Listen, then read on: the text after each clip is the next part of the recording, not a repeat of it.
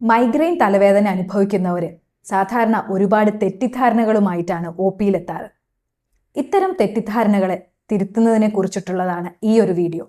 ഞാൻ doctor Pebitha, Kozhikode district cooperative ഹോസ്പിറ്റലിലെ ENT സർജനാണ്.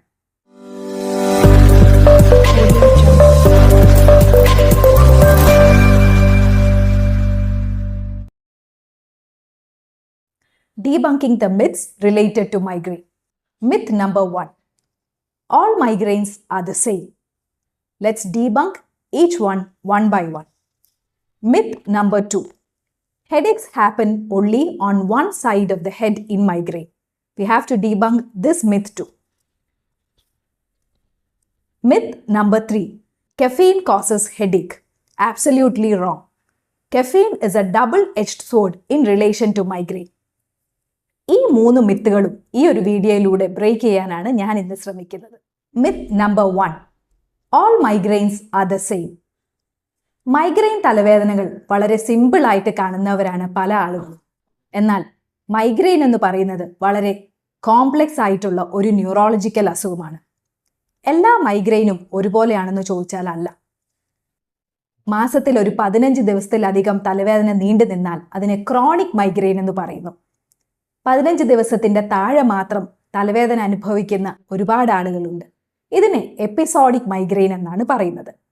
അതേപോലെ തലയുടെ ഒരു ഭാഗത്ത് മാത്രം വേദനയോടുകൂടി വരുന്ന, ലൈറ്റ് കണ്ടാലും ശബ്ദം കേട്ടാലൊക്കെ ദേഷ്യം വരുന്ന, ഈ തലവേദന തുടങ്ങുന്നതിന് മുമ്പ് പലതരത്തിലുള്ള അസ്വസ്ഥതകൾ അനുഭവിക്കുന്ന മൈഗ്രെയിനെ മൈഗ്രെയിൻ വിത്ത് ഓറ എന്ന് പറയുന്നു. ഈ ഓറ പല തരത്തിലുള്ളതാവാം. മൈഗ്രെയിൻ വിത്ത് ഓറ കൂടാതെ ഇത്തരം ലക്ഷണങ്ങളൊന്നുമില്ലാതെ പെട്ടെന്ന് വരുന്ന മൈഗ്രെയിൻ തലവേദനകളുമുണ്ട്. മൈഗ്രെയിൻ വിത്തൗട്ട് ഓറ എന്നാണ് ഇതിൻ്റെ പേര്. ചില ആളുകളിൽ തലവേദനയ്ക്ക് പകരം തലകറക്കമാണ് ഉണ്ടാവുക. വെസ്റ്റിബുലർ മൈഗ്രെയിൻ എന്നാണ് ഇത്തരം മൈഗ്രെയിനുകളെ പറയുന്നത്. ചില ആളുകൾക്ക് തലവേദനയോടൊപ്പം കാഴ്ചക്കുറവ്, ദൂരോട്ട് നോക്കുമ്പോൾ രണ്ടായിട്ട് കാണുക തുടങ്ങിയ ലക്ഷണങ്ങൾ ഉണ്ടാവാം. കാഴ്ചയുമായിട്ട് ബന്ധപ്പെട്ടിട്ടുള്ള ഈ മൈഗ്രെയിനുകൾക്ക് റെറ്റിനൽ മൈഗ്രെയിൻ എന്ന് പറയുന്നു. അതേപോലെ തന്നെ തലവേദന അനുഭവിക്കുന്ന സമയത്ത് തളർച്ച, തരിപ്പ്, സംസാരിക്കാനുള്ള ബുദ്ധിമുട്ട്, ഇത്തരം രോഗലക്ഷണങ്ങൾ കണ്ടു കഴിഞ്ഞാൽ ഹെമിപ്ലീജിക് മൈഗ്രെയിൻ എന്ന് പറയുന്നു. അപ്പോൾ പല തരത്തിലുള്ള മൈഗ്രെയിനുകളുണ്ട്.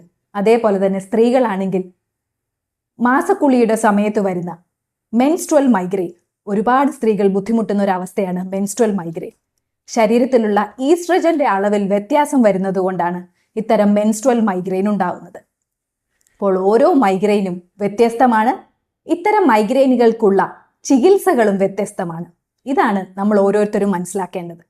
Myth number 2. Migraines happen only on one side of the head. തികച്ചും തെറ്റിദ്ധാരണയുണ്ടാക്കുന്ന ഒരു സ്റ്റേറ്റ്മെൻ്റ് ആണിത്. മൈഗ്രെയിൻ തലവേദനകൾ എപ്പോഴും തലയുടെ ഒരു ഭാഗത്ത് മാത്രമായി വന്നുകൊള്ളണമെന്നില്ല. തലയുടെ പിന്നിൽ മൈഗ്രെയിൻ തലവേദനകൾ അനുഭവിക്കുന്ന ഒരു 80% രോഗികളുണ്ട്.